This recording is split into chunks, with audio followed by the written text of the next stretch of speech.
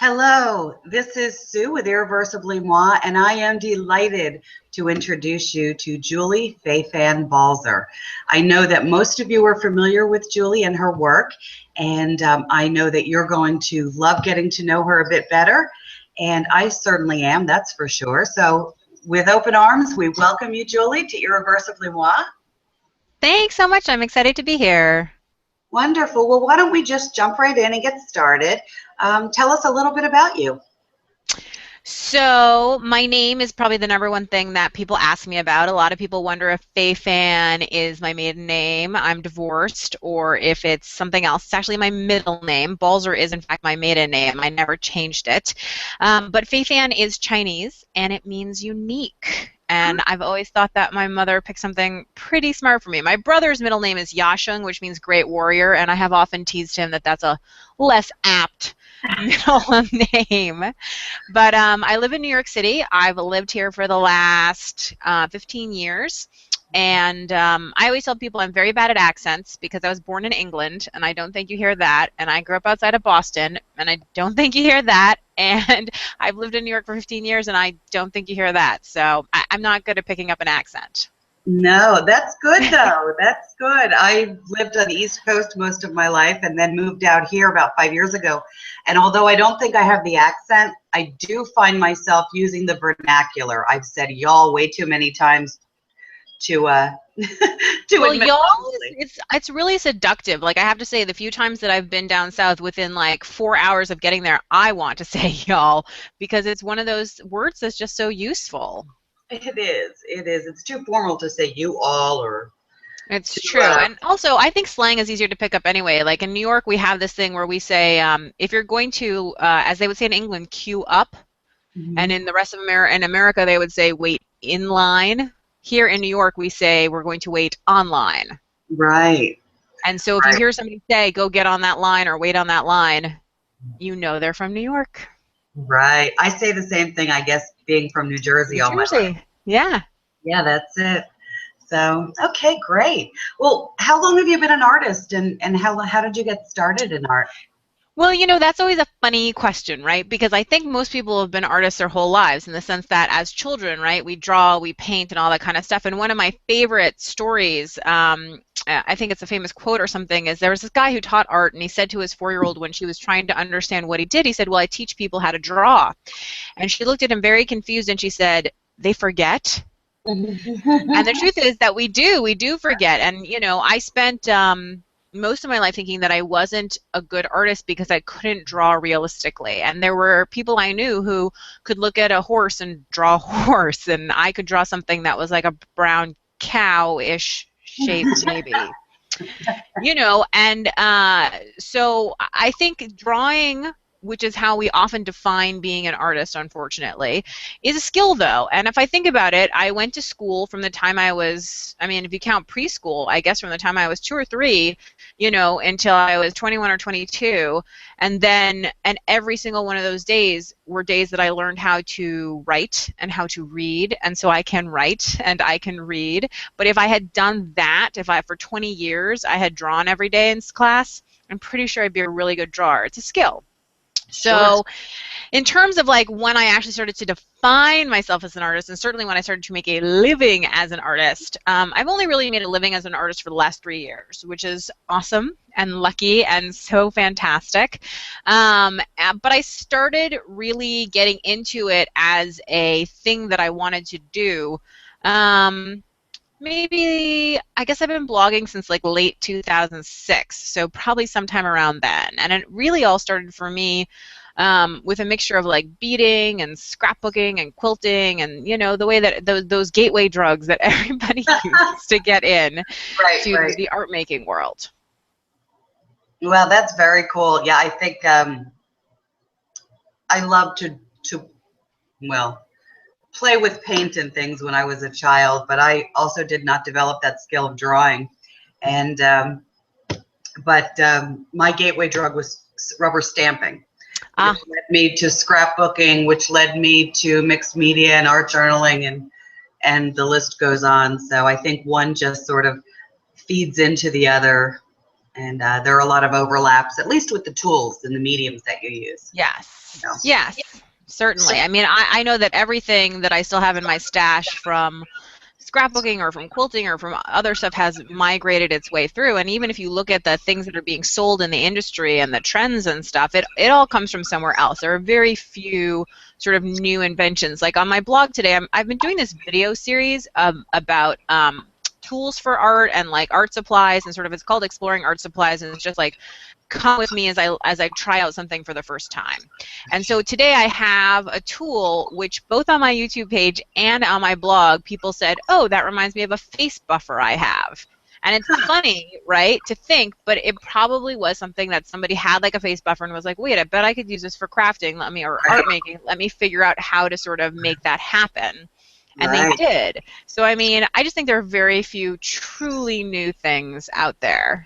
You're right. You're right. They're all adapted or adopted from something else, be it another art tract or even something from your kitchen or or somewhere else. Absolutely. How would you describe your art? I would say I would call it colorful first. I don't think there's any way to deny that. I love color and I love to use all the colors. Colorful, graphic. I would say it often has a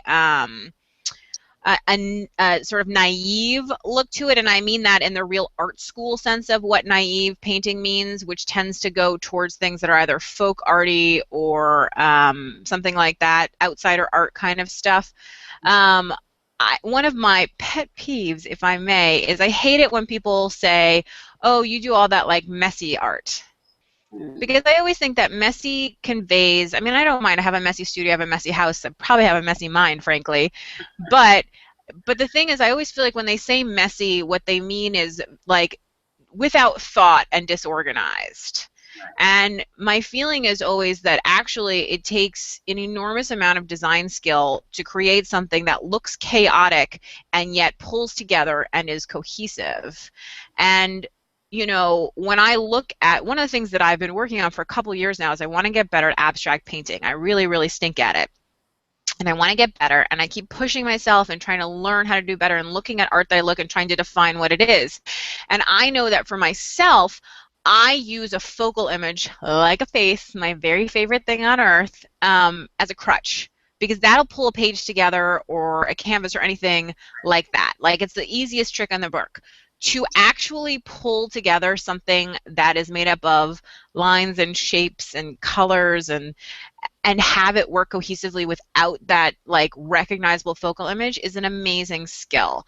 And so I always think like that for me is, that's why I always say graphic when I talk about my work, because I think I do think about design and I do focus on trying to make things cohesive and pulled together and not just sort of exploding. At the same time, and I think this is an important thing when I teach, I try to really get this through to people, is that the rules are there to help you. If they're hindering you, if they're inhibiting your creativity, then you need to get rid of them.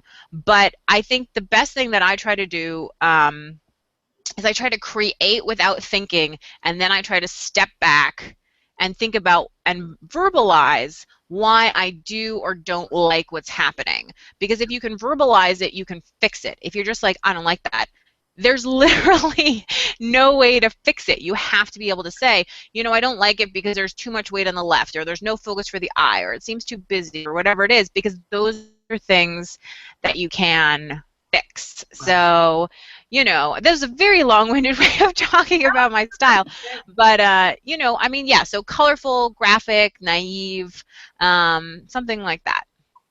I love it. And I think that was a good lesson, too, because a lot of people will say, you know, I look at my work and I don't know what's wrong with it, or it seems like it's missing something. But that's great advice to encourage someone when they're feeling that, to look at it and define, to verbalize what isn't working, what don't you like about it, to help you get to the point where you can fix it. So that was and sometimes, well, thank you, Sue. Sometimes I think it's actually easier with other people's work. So, like if I go to a museum, or even if you're just trolling Pinterest or Instagram, you know what I mean? If you find stuff that you love, say, I know it sounds so stupid, but out loud, out of your mouth, you know, not in your thoughts where you can't, it's not necessarily sure that you verbalize, but in a sentence, try to say, I love this because X, Y, Z. And then if you keep like a notebook or whatever of it, you may see certain trends that'll be like, oh, I always like things that are asymmetrical. Oh, I always like things that incorporate red and orange. Oh, I always like, you know what I mean? Whatever it is. And similarly, when you don't like something, because I think that knowing that you don't like something is as powerful as knowing that you do like something. Absolutely. So, you know, if you look at something and you're like, I don't like this because the brown paint makes me like upset and it's ugly. That's fine. You don't have to use brown in your art, even if it's a really famous painting. Or I don't like this painting because it's unemotional. Like, for instance, I don't like Cubism very much. And I actually took a Cubism class at the Museum of Modern Art, or MoMA, which is right near me. Sure. Because you know, my friend Natalie convinced me. She's like, I know you hate Cubism, but maybe if you take the class, at least you'll understand it a little bit better. And actually, through taking the class, I was able to verbalize why I didn't like it.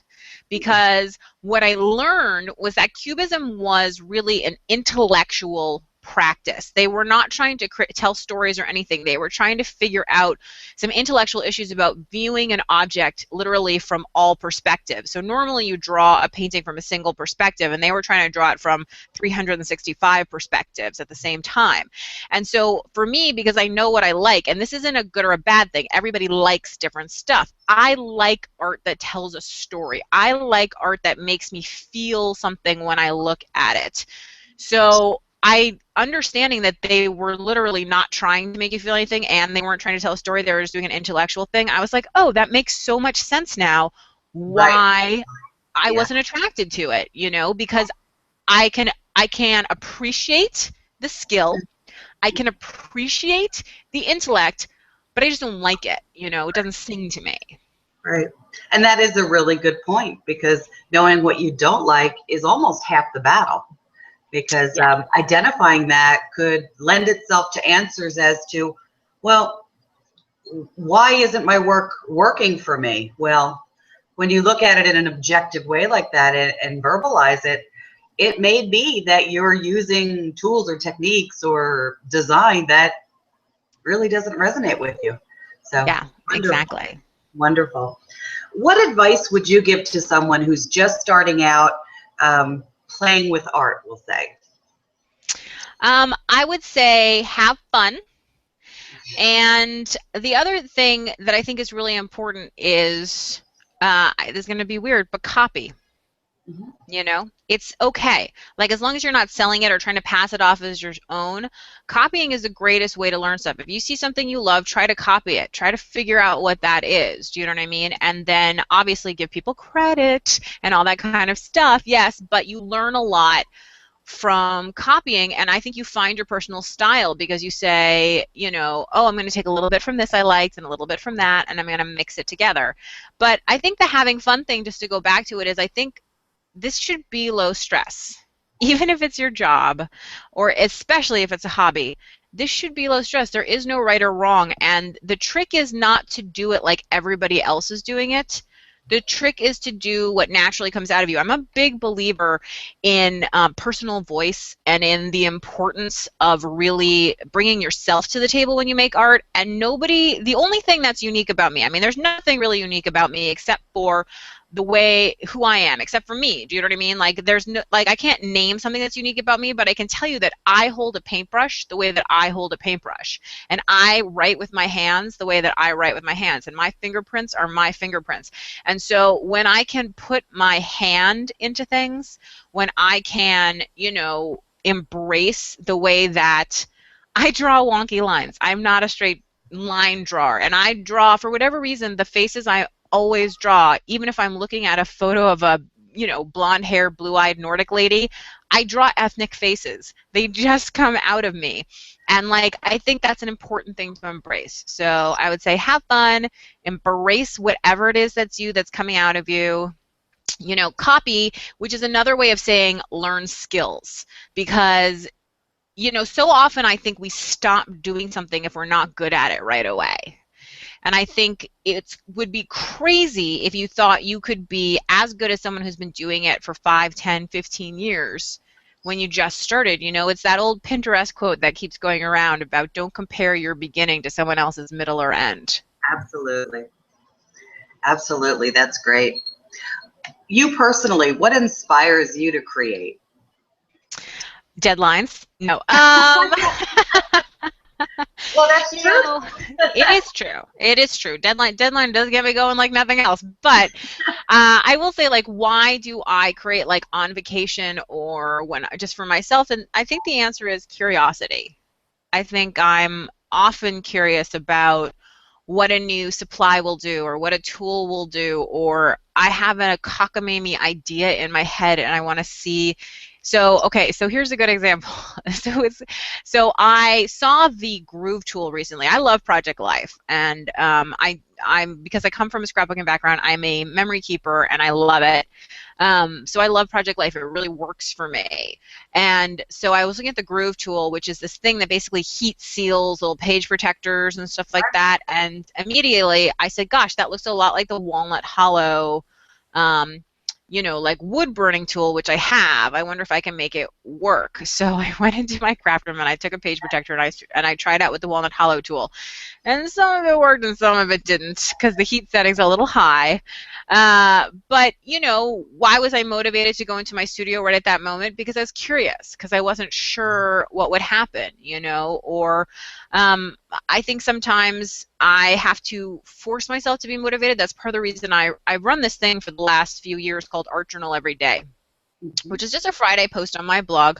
But it's based on the idea that I set out a challenge for myself many years ago to try to art journal every single day, because I think sometimes when you don't make art, what happens is you just keep not making art. And the converse is true, right? This is inertia. When you do make art, you just keep making art. So I made a promise to myself that I would spend 10 minutes every day in my art journal. And to be quite frank, oftentimes during those 10 minutes, I like write a quick entry like, hey, had cereal for breakfast. It wasn't very good. I'm out of milk and I got to go to the store. I mean, nothing like brilliant.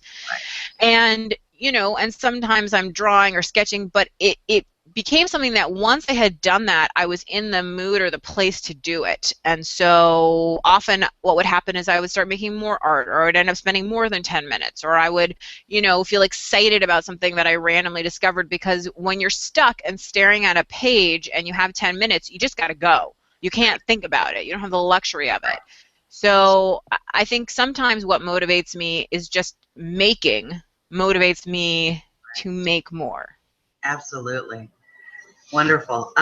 So we know you art journal. I know that's how a lot of the folks in my community are familiar with you because of your art journaling and your art journaling series, which I read too. Yay! What do you use as an art journal? Do you bind your own? Are there particular journals that you like? So it has evolved over time. I tried out several bound books. My favorite, which I still recommend to people, I think it's a great book, is the Handbook Watercolor Journal by Global Arts. I really like that one. It's got a great binding that lies flat and takes a lot of abuse, and you can puff it out with a ton of stuff. The pages are nice and thick. It's great quality paper. I really like it. However, what I've been using for the last 2 years, maybe, I can't believe it's been that long, is I use what I call a junk journal, which is a journal that I bind myself, and what it's made out of. So, you know, this really started because I make a lot of stuff, and a lot of it is hideously ugly. I mean, hideously ugly. But I hate to throw it away. I've spent time, money, energy, all that other kind of stuff, you know, working with it, putting it together, all that kind of stuff. And so what I started to do is I collected all that fabulous art junk, and I would bind it into a journal, and this way I kind of always had it. So sometimes it gets completely obscured by paint, sometimes bits and pieces of it show through. So it can be tags and scraps of paper and like virtually anything. And it just gets bound in, and for me, this has been great because it eliminates that blank page worry, which is such a big deal. But I have 2 online classes right now on my site. One is 30 Days in Your Journal, which shows you how to use the handbook journal that I mentioned, you know, with a really basic set of supplies. And it's from like maybe 2009. So that's kind of the way that I was journaling in 2009.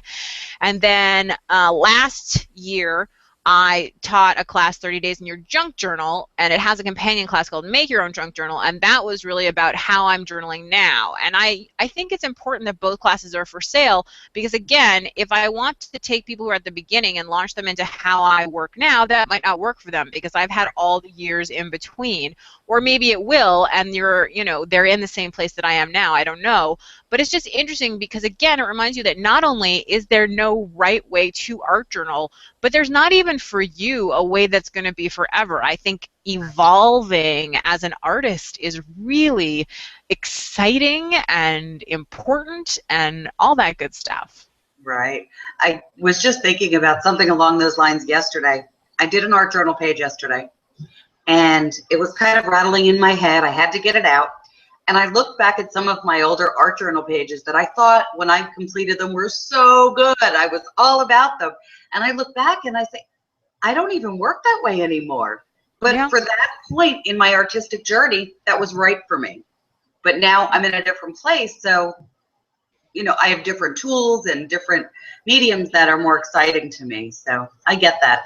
And in fact, your junk journal classes are on my wish list. That's the next online class I intend to take. Cool. So what are the 5 top tools, other than an art journal, that you think every art journalist needs in their arsenal? So this is always hard because they're the basics. Honestly, if you have a black pen and some watercolor paints and some masking, you know what I mean? You're fine. But let's talk about 5 sexy items to add to your arsenal. I personally think a jelly plate is the greatest invention in the world. It's amazeballs. I love mine. I have them in all the sizes and I use them all the time. So along with the jelly plate, you got to have a brayer and you've got to have some deli paper. So deli paper is my art journaling secret. I recently did an art collaboration with my friend Natalie, and at one point she got really mad because we were each allowed to bring a couple things we wanted from home, and then we were sharing all the other supplies. And what I brought was all this deli paper, and deli paper, if you're not familiar with it, is literally sandwich wrap. But it's really strong, but it has the same quality as tissue paper where it goes slightly transparent when you glue it in. So anyway, she got really mad because I had brought this stack of jelly paper that I had printed and done other stuff with, and it was I could make art immediately so fast that looked exactly like me without even thinking about it, simply by collaging some of this painted jelly paper. And she was like, that's no fair. You're so far ahead now, And it was funny because that's one of those art tools that I think people are always like, well, how do you actually make art in 10 minutes? And I'm like, well, one day I paint some jelly paper, the next day I stamp on it, the next day I glue it into my journal, and guess what? It looks fabulous. And the other important thing is it's very low. I think people sometimes worry and make things precious. When you're painting on deli paper, which essentially you could throw away if you don't like it, Right. Who cares? You know what I mean? And when you take the pressure off, I think you make amazing things. Okay, so let's see. We have deli paper. We've got a brayer, which is good not just for jelly printing, but also just for getting paint on there. And there's all sorts of fun stencil techniques where you can lift patterns and stuff like that. Your jelly plate. My other sexy item is, it's not that sexy, but I kind of like it, which is, I think a fountain pen is a really fun thing to have. Yeah, I have just the loose nibs, and then I use an ink called Black Cat ink, which is a really, really black ink, an India ink. And it's beautiful, and it's waterproof, and when you're drawing on those rough art journal pages or writing on them, it sort of spits a little, which again, I like. It adds more of that handmade look, and it's just a way of getting that really dark ink, and it will write on top of anything. And of course, there are a million different nib sizes you can use, which is also cool to get a lot of different effects. And then my last sexy item is that you must have stencils. Oh, yeah. It's a totally self-serving thing to say, obviously, since I design stencils. But I have found, again, like the deli paper, right? If you want to do something rapidly, quickly, without thinking about it, stencils, and stamps too are they're just such a quick, fast, awesome way to get that pattern, to get that design, to get whatever it is onto your page. So I joke on Instagram and on my blog that, pardon the words, but I call myself a stencil whore Mm. because I can't get enough. I buy them constantly. I have hundreds and hundreds of stencils and use them every day. I don't even know if I'm able to create without stencils at this point. That might be a challenge for me because I use them in so many ways. So I get that. And I have deli paper. I found, I believe it was on your site actually, about deli paper. Found it on Amazon or eBay, ordered it, and I've never opened the package. I know, No. I know. So I was just jotting some notes about your sexy items, and I have all these stars next to deli paper that, okay, I need to pull that out and play a little bit with that today. Deli paper will change your life. It just, I mean, it just makes everything so easy. And when you, it is the best collage material because things I've collaged with deli paper, they look and feel so seamless and smooth. It's unbelievable. It's not like collaging regular paper. It just, I can't, I could wax poetic about it forever. I love deli paper. I owe the food industry a great big thank you. And there you go. That's just another example of how things ended up from one industry and crossing over into completely different. But I think with artists or artistic types, nothing is sacred. We will borrow and lend from just about anywhere if it suits our need or strikes our fancy. So that's awesome. I love the sexy tools. Are there certain colors that you tend toward? I know that you love working with lots of colors and bright things, but what would you say are your go-to colors? You know, I'm a very primary girl. I tend to go red, yellow, blue, and even though I said primary, but I tend to go red, yellow, blue in various shades. Partially because I mix so many colors and I know that with red, yellow, blue, it's always going to be fine. You know, when you start mixing secondary and tertiary colors, it gets a little more difficult, especially if you're working wet into wet or anything like that. But so those are probably my go-tos. Kind of boring, but they work for me. All right. Are there any colors you stay away from because you just they don't feel good for you? You know, I generally don't work with browns. Even like bronze or copper is not usually something I'm attracted to.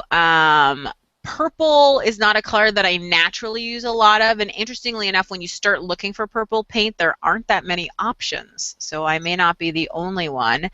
But otherwise, you know, I use a lot of black, I gotta say. Yeah, I think I have black in just about all of mine too. What would you say are your go-to techniques? My go-to techniques. Well, okay, stenciling, collage, stamping, um, drawing. I mean, I do a lot of drawing these days, which is something I never thought I would do, but I draw badly and poorly and all that kind of stuff. But this is one of the things I teach in my drawing classes when I teach them in person is I say, listen, when you draw something, it's like you're just trying to communicate. Can somebody look at that and say, oh, that's a plant? Could they pick the plant out of a lineup? But who cares? Do you know what I mean? The point is personal expression, and I think the more that you become comfortable using images that come out of your hand, it's just the more and more personal and authentic your journals, your artwork, everything becomes. I mean, I look back at artwork I did when I was a kid, and yes, it's very, very naive and not necessarily something that's awesome, but I say, you know what? That was a time when I wasn't thinking so hard and I was just doing, and I kind of love that feeling. And I think the same thing is true sometimes when I look at artwork that I do now, and I say, I can tell the ones that I labored over, that I tried too hard, that I tried to like perfect it, and I can see the ones where I was just like, you know, screw it, let's do this thing. And those are the ones I think I tend to love. Is there anything that you struggle with? You mentioned you're still trying to learn certain things. So is there Yeah. something that you really struggle with that you really wish you could get better at? Here's the good news. I struggle with everything. And part of my, you know, I think it's funny because when I give advice to people like relax and don't try so hard, and I often get some pushback from students who say, I mean, particularly when I teach, obviously, in my in-person classes, as opposed to online, you really don't get a pushback. But in person, people say, well, it's easy for you. Right. And I say, you know what? The reason I say this to you is because it's not easy for me, and because I do work at it, and because the things that I'm telling you, these things that seem like platitudes, like you know, don't have expectations and let go of your, you know, need to be a perfectionist. The reason I say those things to you is not because I think that you should do that. It's because those are the things that I say to myself and the things that work for me. And I think whenever any of us teach, the only way we're capable of teaching is by teaching what works for us, which is part of the difficulty, right? Because not everybody learns the way that we do. Sure. So I think it's, there's so many things I want to get better at. I want to get better at abstract. I want to get better at drawing. I want to get better at color theory. I want to get better. I want to be a better bookbinder than I am. I want to be better at, you know, collage. I want to be better at composition. I want to be, I think, again, this goes back to the idea of everything I do is based in curiosity, but it's also based in a deep desire to be better than I am, you Right. know, because I think one of the most frustrating things as an artist, as a human, as in anything, is when you want to do something, but your skills aren't at a level where you can do what's in your head. That's frustrating. Oh man, that's frustrating. And so I think I'm constantly I mean, I think, let's see, this year's half over about, we'd say, July, and I think I've already taken 5 different classes along with, you know, teaching and stuff, but I do take a lot of classes too because I think you always need to be a student and you always need to be trying and discovering and growing. And it was interesting, I got the prototypes for my new stencils that are coming out this summer. I know, it was really exciting, and I went on a huge stencil binge and I made a ton of layouts, and I sent them to my mother because I have to keep them secret. I'm not allowed to show them. And she looked at them and she said, you know, your style has really changed. And I said, really? Really? And I looked at them and I said, you know, I guess that's true. She said, not just the style of the scrapbook pages you put together, but also the style of the stencils. She says it's more sophisticated and grown up than you've done. And I was like, that's really interesting. And I think that we do evolve, and sometimes what you need to do in order to evolve is you need to step away for a little while. Right. And come back. And, you know, I think that has worked for me, and I can see it. Sure. Is your mom an artist as well? She is not. She is an art supporter. And she's the one who always dragged us to the museums and all that kind of stuff, and she buys a lot of art, but she does not make a lot of art. She will if I kind of force her to, and she has a good time doing it, but she won't, much to my chagrin, she won't do it on her own. I do take a lot of classes as well, and even if it's something that I'm fairly comfortable with, I always find that I pick up a nugget or two or look at things in a different way than I did before. So I'm often taking classes online or in person. It's a lot more difficult to take them in person living out in the Midwest here, 2 hours from civilization. So I'm hoping to get in a little art time when I visit the East Coast next month. But my biggest struggle, I've gotten through faces, I'm getting better there. My biggest struggle is lettering.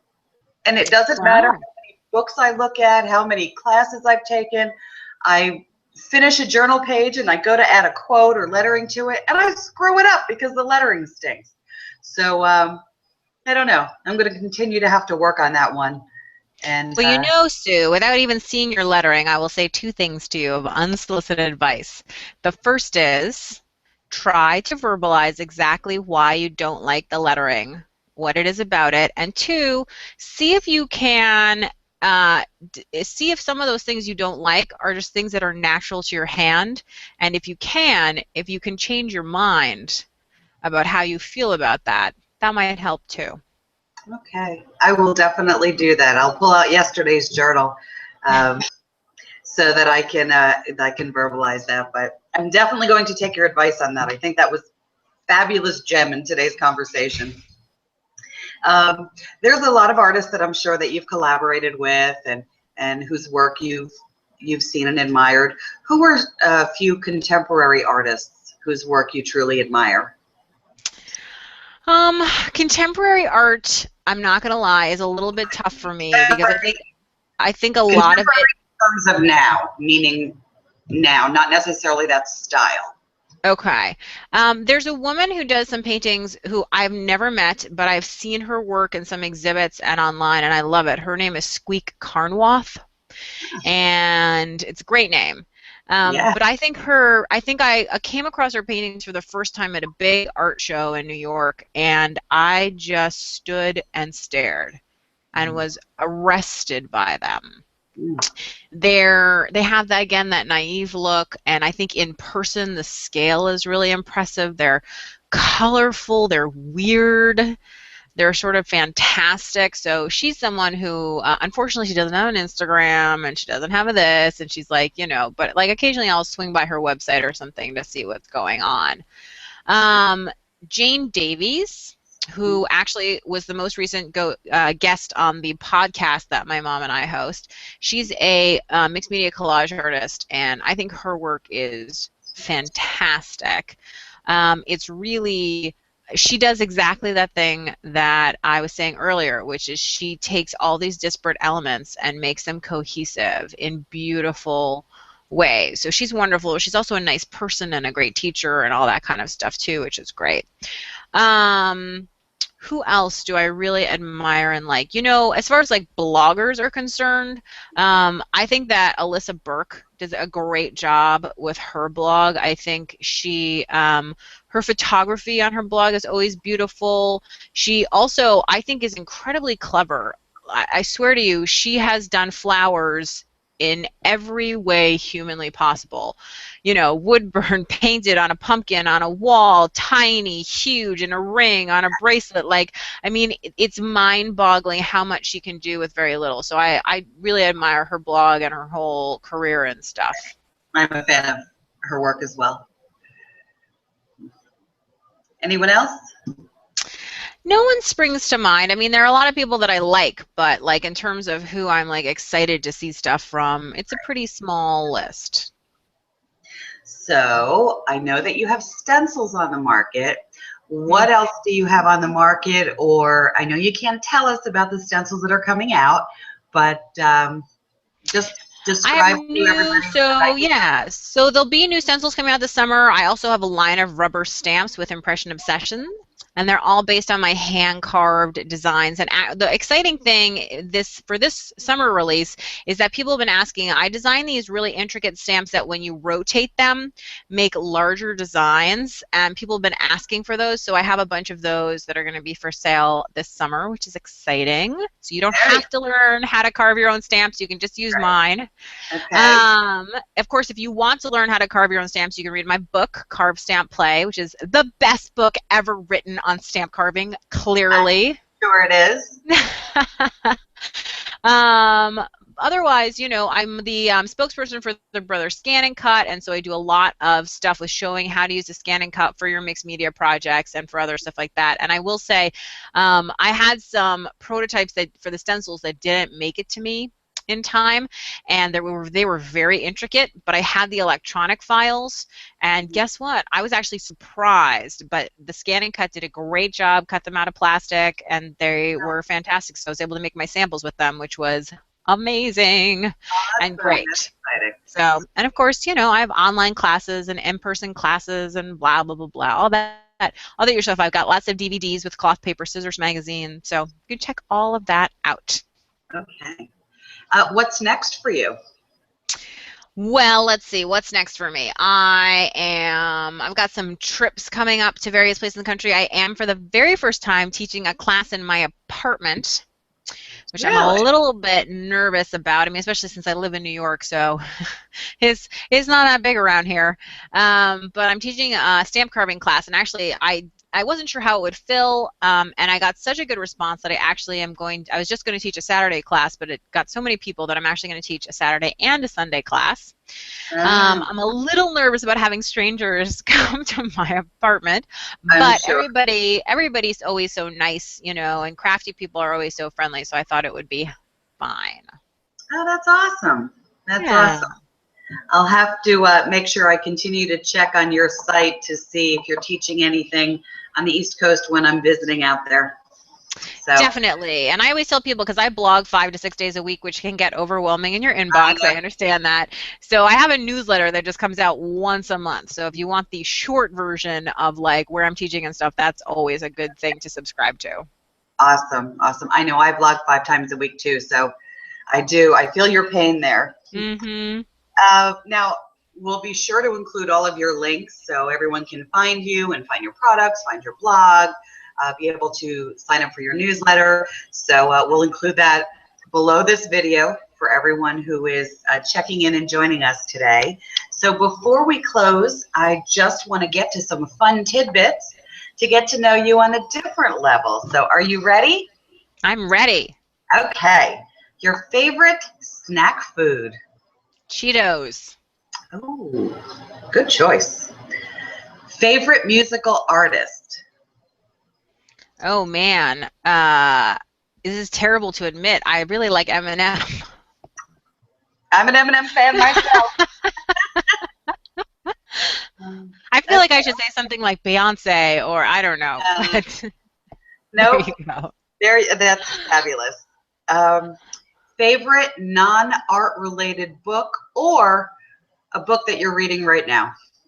Favorite non-art related book is Pride and Prejudice, without question. Reread that all the time. I'm reading actually a great book right now called Americana, which is by an African author, and I'm really enjoying it. Awesome. TV show you can't miss? So You Think You Can Dance? Yay! I love that show. Coffee or tea? Tea. And one odd thing we probably don't know about you. Oh, people always think I'm short, but I'm 5'8". And the number one thing that people say when they meet me is, "Oh my God, you're so tall." Oh, how about that? I had no preconceived notions how tall you were, so There you go. I'll just know when I finally meet you. Well, it was a pleasure talking with you. I've learned so much, not just about you, but about art and evolving and how I need to pull my deli paper out. So it was truly a joy, and I thank you on behalf of everyone who visits and is part of Irreversibly Moi. Thank you so much for your time and sharing your heart and art with us today. Thanks, Sue. I had a great time. Awesome. Thank you.